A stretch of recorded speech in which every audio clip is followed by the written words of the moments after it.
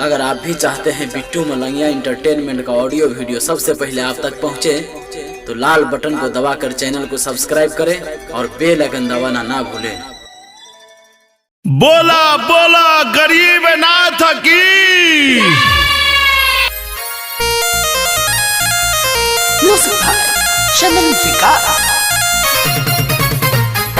Presented by Bittu Malangia Entertainment. Recording by Sharara Film Delhi.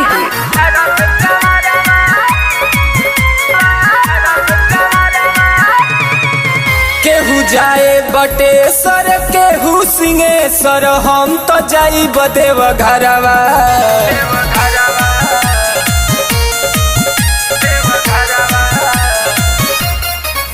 केहू जाए बटेसर केहू सिंहेश्वर, हम तो जाई बदेव घरवा। केहू जाए बटेसर केहू सिंहेश्वर, हम तो जाई बदेव घरवा। ए राजा ए पिया ए राजा लाई दिया रस कमरवा। ए पिया लाई दिया रस कमरवा। DJ Bittu Malangia, DJ Bittu Malangia, Madhubani, Madhubani. Music by Chandan Vikas.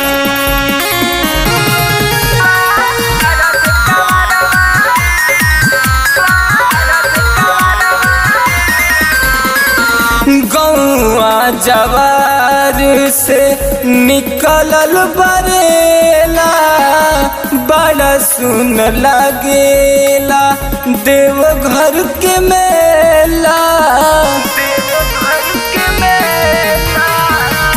गौआ जवार से निकलल बरेला, बड़ा सुनर लागेला आ देवघर के मेला।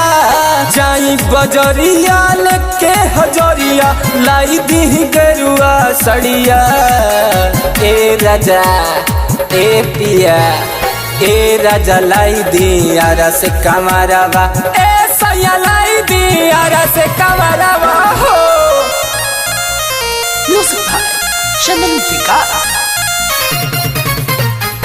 DJ Bittu Malangia, DJ Bittu Malangia, Madhubani, Madhubani.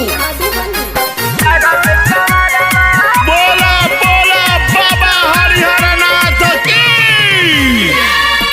बोल बम बोलत बोलत कटी जाई रहिया, पहुँच जाइब कांवर लेके बाबा दुआरिया। बोल बम बोलत बोलत कटी जाई रहिया, पहुँच जाइब कांवर लेके बाबा दुआरिया। करब पूजनवा गाई भजनवा, हाथ जोड़ी दुनो संगवा। ए राजा ए सैया ए राजा लाई दिया रस कमरवा। ए पिया लाई दिया रस कमरवा।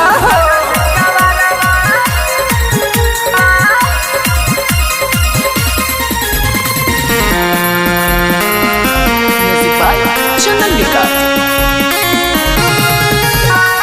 DJ Bittu Malangia, DJ Bittu Malangia, Madhubani, Madhubani.